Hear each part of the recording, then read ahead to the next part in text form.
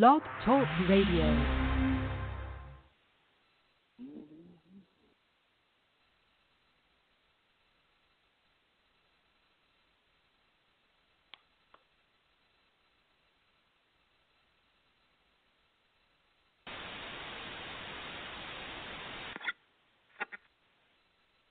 Hey guys, Are you looking to make your next event sizzle?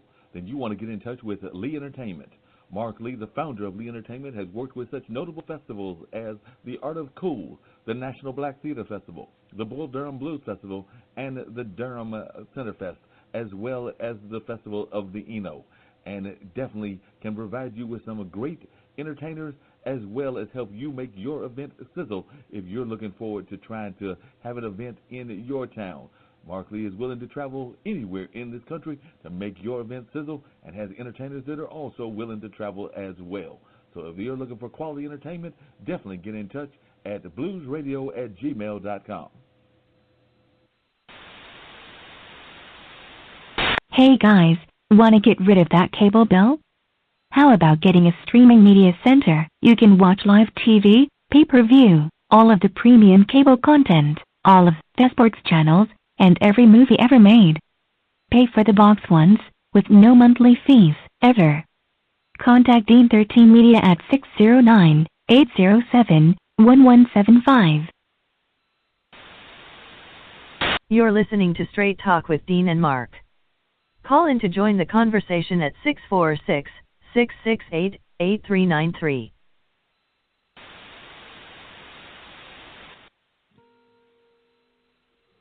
Ladies and gentlemen, we're starting off the month of October. It's Straight Talk with Dean and Mark. It's Monday night once again. I'm the six-man Dean Geronimo, and from NJ to NC. I'm in the studio with Mark Lee. So, Mark, what's been good with you, brother?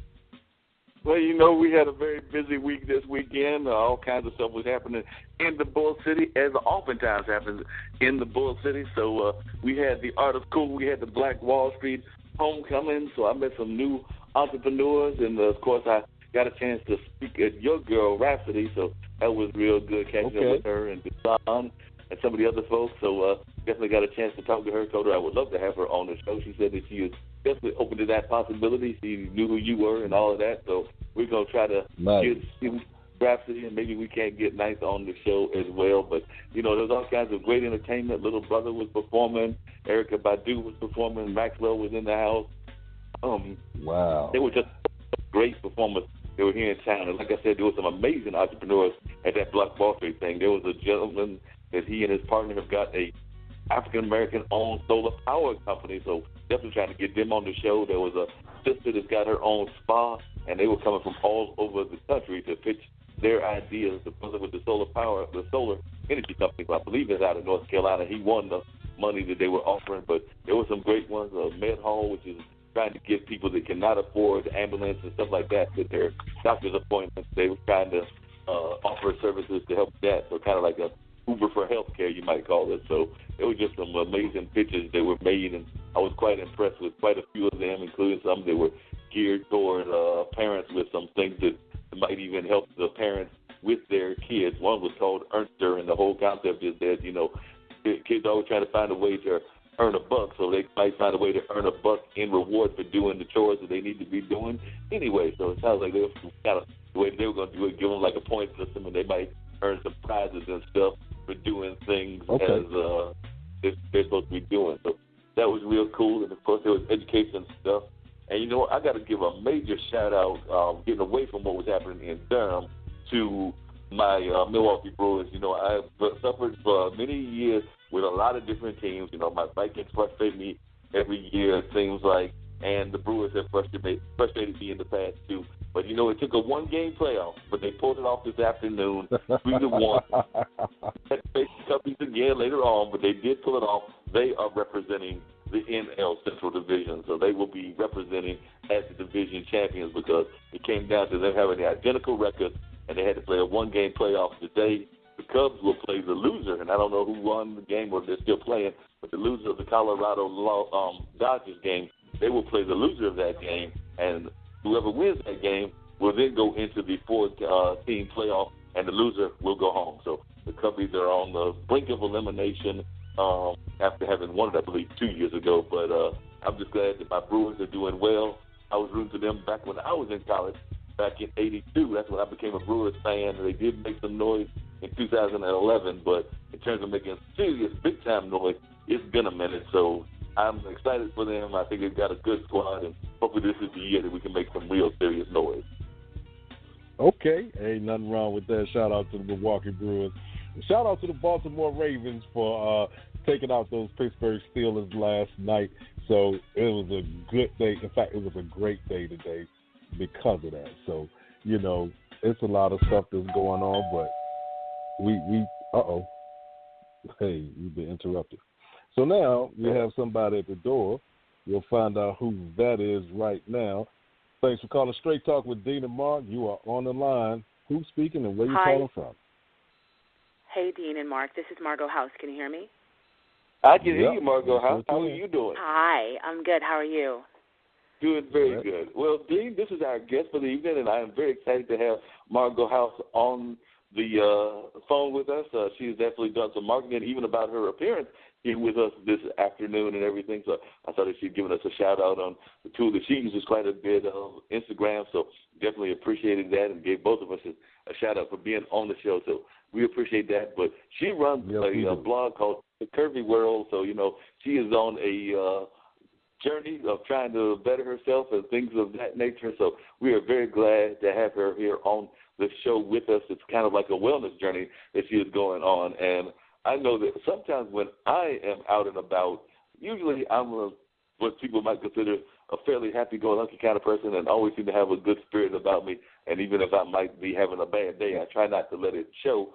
But when I saw Margot's pictures and saw kind of the way her attitude, it seems like she has a very positive attitude about life. So I just kind of like want to give that introduction and find out how she began on this wellness journey, and then we'll go from there. Because like I said, I know a lot of people are always, you know, finding folks that might be knocking them for whatever reasons, whether it's because they're on a journey going on with their health, going on with their what they feel comfortable with is their weight, or what they feel comfortable with as their image. Because I know sometimes even if I let the beard get a little gruffy, people get on me about that. So I know that people go on different wellness journeys and things of that nature. So I just wanted to find out more about how Margot came to be doing this blog and about her wellness journey, and also about some of these quotes that she puts out there. Because when I read some of the quotes, and I don't know what her favorites are, but I saw some that I was quite impressed with, and it seems like other people that are reading her blog were impressed by some of the message that she was giving as well. So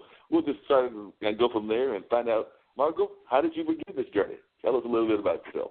Well, thanks a lot for finding me on Instagram and asking me to participate with you guys tonight. I basically have just been one of those people who has, struggled with my weight my entire life, since I was little. My mom was like dragging me to Weight Watchers when I was like 10, kicking and screaming. And even though I was always like a super active person, I just was kind of like a bigger person. And, I had gained and lost large amounts of weight over the course of my life. In 2000, I took off 150 pounds, and, I did it all like Weight Watchers and starving myself and being crazy and just completely obsessed with the physical part of weight and never really took the time to actually go on the inside and kind of say, hey, why is it that, I've lost 100 pounds and then put back on 90 and then lose 60 and then put back on 40? Why is it that I keep repeating this cycle?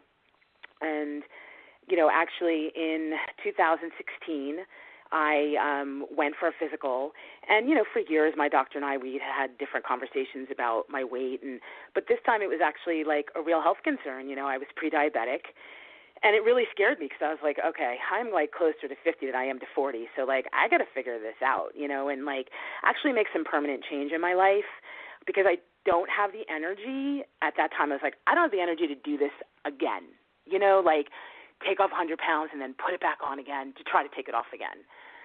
So I don't know, my husband had been practicing yoga for a while, and another good friend of mine also, actually two men, which is kind of interesting because lots of times when you hear yoga, it's mostly women who are promoting it.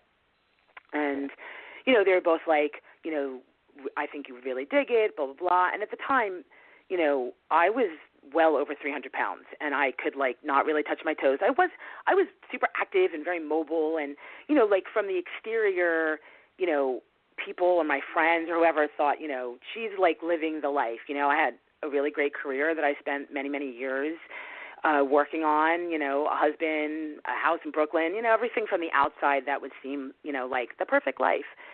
But it's interesting when I think about it how, you know, from the outside everyone was looking at me like she's got it all, but, you know, my weight was clearly saying that something was wrong, right?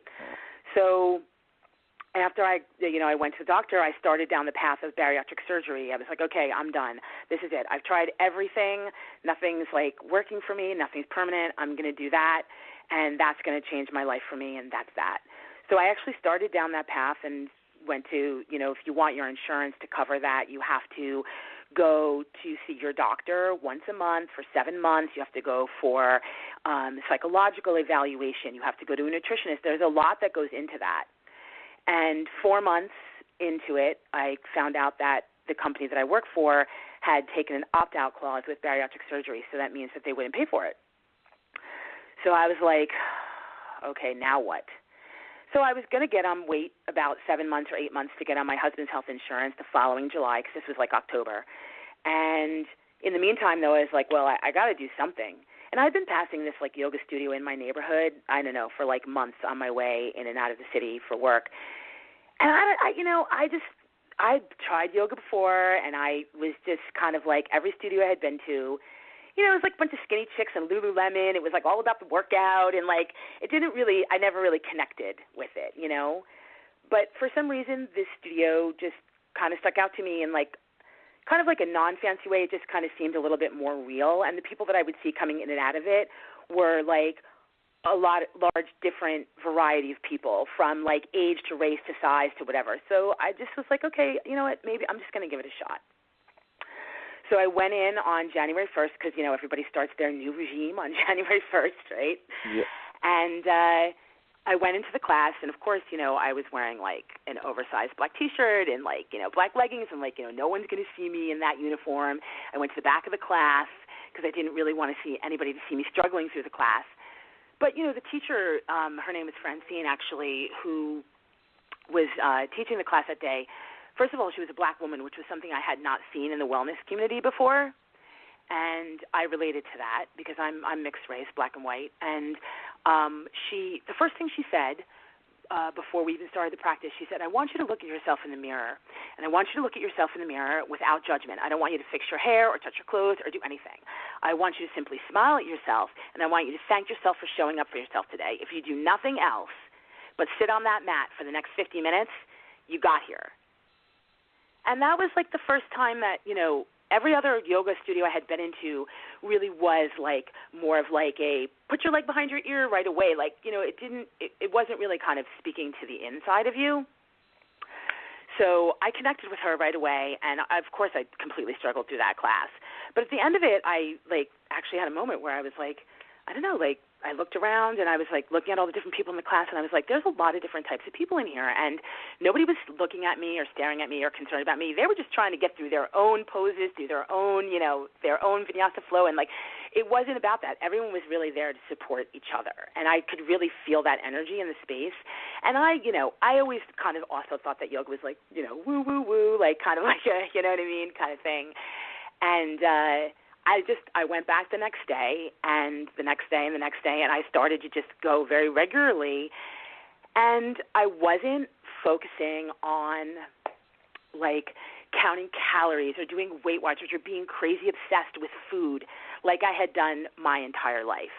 You know, it was always about, you know, I was always thinking about what I was going to eat next. Like, food was just driving, like, my whole life, and my weight was just a huge part of, like, my daily thoughts, you know. And I wasn't really focusing on that. I was really, like, showing up for yoga. I was being mindful and present in that, you know, hour and 15 minutes that I was on the mat. And then I started to take that mindfulness that I was bringing to the mat just kind of off the mat and into my daily life, like making choices that with food that kind of like would make me feel better, where I would feel like fueled for longer periods of time, or